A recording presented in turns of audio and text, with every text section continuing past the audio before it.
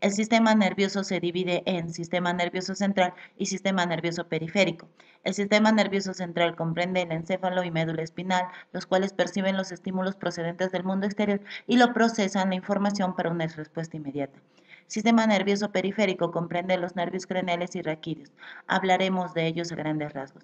Nervios craneales son 12 pares de nervios que nacen del tronco cerebral a nivel del cuarto ventrículo por encima del bulbo, nervios especializados de la cara y de la cabeza. Su funcionamiento es mixto, contiene fibras sensitivas y motoras. Nervios raquídeos, constituidos por fibras nerviosas que salen de la médula a través de los agujeros invertebrales. Los nervios raquídeos tienen elementos viscerales y somáticos que están relacionados con los aparatos digestivo, respiratorio, urogenital y el sistema vascular, así como la mayor parte de glándulas, y los somáticos relacionados con tejidos de revestimiento corporal y los músculos voluntarios. Sistema nervioso vegetativo es un sistema llamado también autónomo, está en relación con las vísceras y su función es eferente, comprende el tronco simpático y los ganglios periféricos. Ahora hablaremos del encéfalo y de las partes que lo componen. Bulbo raquídeo o médula oblonga es una estructura que se halla en el extremo superior de la médula y como prolongación de la misma. Mide unos 3 centímetros de longitud. A nivel del bulbo se cruzan algunos haces nerviosos dirigiéndose al lado opuesto del cerebro después de juntarse con los que se habían cruzado en la médula y viceversa. Funciones: es el centro de la vida vegetativa relacionado con la respiración y el ritmo cardíaco. También sirve de conexión con algunos nervios craneales. Asimismo, intervienen los reflejos como el vómito, tos, salivación, la respiración, el estornudo, la succión y la deglución. Protuberancia anular o puente de Barolio es la porción del tronco del encéfalo que se ubica entre el bulbo raquídeo y el mesencéfalo. Tiene como función conectar la médula espinal y el bulbo raquídeo con estructuras superiores como los hemisferios del cerebro o el cerebelo. Es el segmento más prominente del tronco del encéfalo. Mesencéfalo es el cerebro medio y se encuentra situado en dirección anteroposterior del tronco cerebral, que está situado en el diencéfalo y el cerebelo. Los tubérculos cuadrigéminos superiores e inferiores coordinan los movimientos de los glóbulos oculares y de la cabeza y del tronco en respuesta a estímulos auditivos. Es importante destacar la presencia de la sustancia negra que regula movimientos voluntarios. Cerebelo es una estructura con circunvoluciones situada detrás del cuarto ventrículo y de la protuberancia, unido al tronco cerebral, por haces de fibras aferentes que llevan impulsos procedentes de la médula, bulbo, puente, el cerebro medio y el anterior. Contribuye al control de movimientos voluntarios, proporcionándoles precisión y coordinación, así como movimientos finos y precisos. Regula y coordina la contracción de músculos esqueléticos y es esencial para el mantenimiento de la postura y del equilibrio.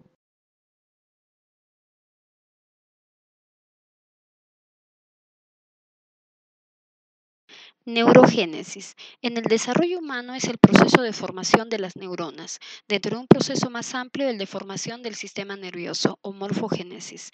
Y para comprenderlo veremos cómo se forma el tubo neural. Tenemos aquí la imagen de un embrión de 3 semanas de formación. Podemos diferenciar en él la cavidad amniótica, el saco vitelino y el disco embrionario.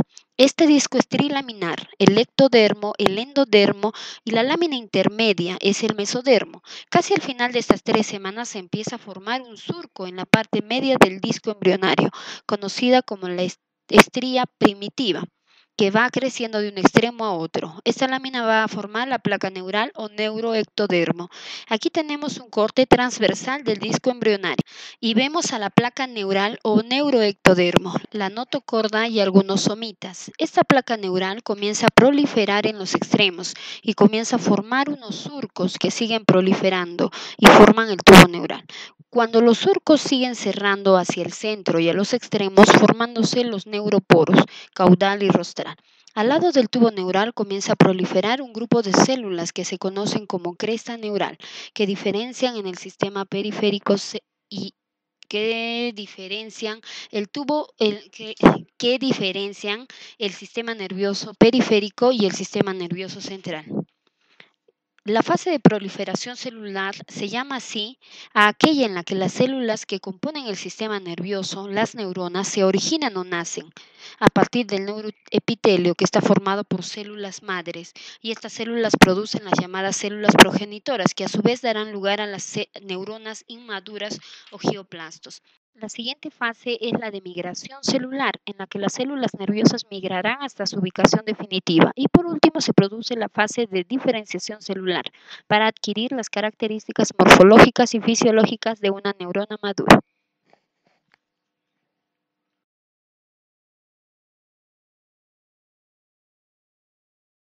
Disencéfalo. El disencéfalo contiene dos subdivisiones importantes. El tálamo transfiere la información sensitiva e integra la información motora del cerebelo y los ganglios basales y luego la transmite a los hemisferios. El hipotálamo controla diversas funciones corporales como el crecimiento, el comer, el beber y la conducta maternal. Además, también participa en la motivación del cerebro. Los hemisferios cerebrales cumplen funciones perceptivas como motoras y cognitivas, incluidas la memoria y la emoción. El hemisferio lógico, escritura, símbolos, lenguaje, ortografía, entre otras funciones, y el hemisferio holístico derecho, relaciones espaciales, formas y pautas, cálculos matemáticos, además de creatividad. Los hemisferios están conectados por el cuerpo calloso. La corteza cerebral es la parte más fina y externa de los hemisferios y es la responsable del planeamiento y la ejecución de acciones en la vida diaria. Además, la corteza tiene una forma muy plegada, constituida por cisuras, dentro de las cuales se destaca la cisura de Silvio y de Rolando. La corteza cerebral mide aproximadamente de 2 a 4 milímetros. Hay que recalcar que el número de neuronas de la corteza cerebral es uno de los determinantes esenciales de su capacidad de procesamiento de la información.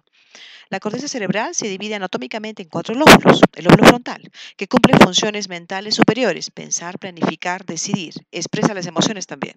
El lóbulo temporal se encuentra en la parte inferior cerca de los oídos y recibe sonidos e impulsos olfativos y controla el habla y la memoria. El lóbulo parietal está en la sección superior y está asociada a las sensaciones corporales, el tacto, la temperatura, la presión, además de otras sensaciones somáticas. Y por último, el lóbulo occipital se halla en la parte posterior y en la zona del procesamiento visual de la corteza cerebral. Vemos que la corteza cerebral está constituida en capas.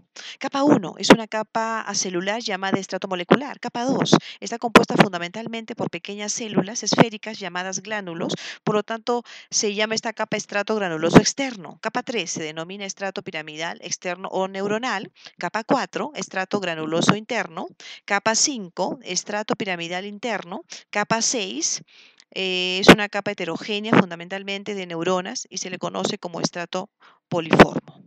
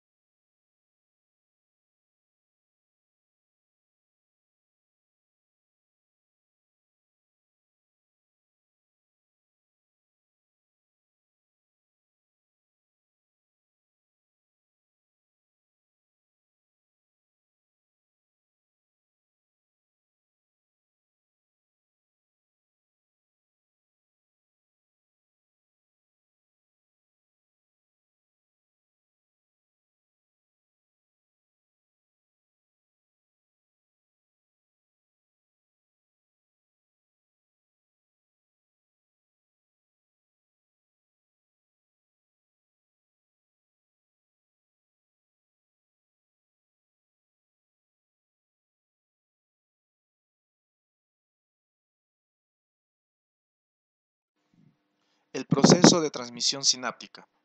Se han identificado diferentes tipos de sinapsis.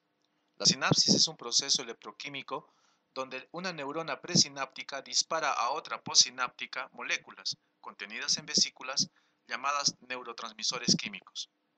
Estos son liberados al abrirse el canal de la membrana presináptica y transportan calcio positivo al interior de la misma, llevando a las vesículas al extremo terminal donde se abren y liberan los neurotransmisores, los cuales pasan por el espacio sináptico y se introducen a la membrana receptora, llevando así un mensaje de neurona a neurona.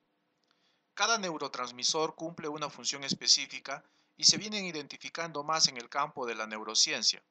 Algunos de ellos son la acetilcolina, fundamental en el movimiento del cuerpo, permitiendo las contracciones musculares voluntarias, además controla los latidos cardíacos. El glutamato y el aspartato, involucrados en el desarrollo del aprendizaje y la memoria. La serotonina, implicada en el sueño, los estados de ánimo, la depresión y la ansiedad. Los péptidos, que eliminan el dolor y causan somnolencia. La dopamina, cuya deficiencia ocasiona una alteración de todos los músculos del cuerpo, manos, brazos, piernas, mandíbula, cara, tronco y extremidades, generando problemas en el hablar, escribir, temblor muscular, rigidez y dificultad en coordinar movimientos y caminar, conocida como el mal de Parkinson. La mayoría de los neurotransmisores son excitadores, pero también hay neurotransmisores inhibidores. El proceso de sinapsis, en otros casos, solo produce impulsos eléctricos liberando un flujo de iones que transmiten la información. Este es el caso de los fotones de la vista. Es importante estudiar cada parte del sistema nervioso para entender e interpretar el funcionamiento y conducta humana.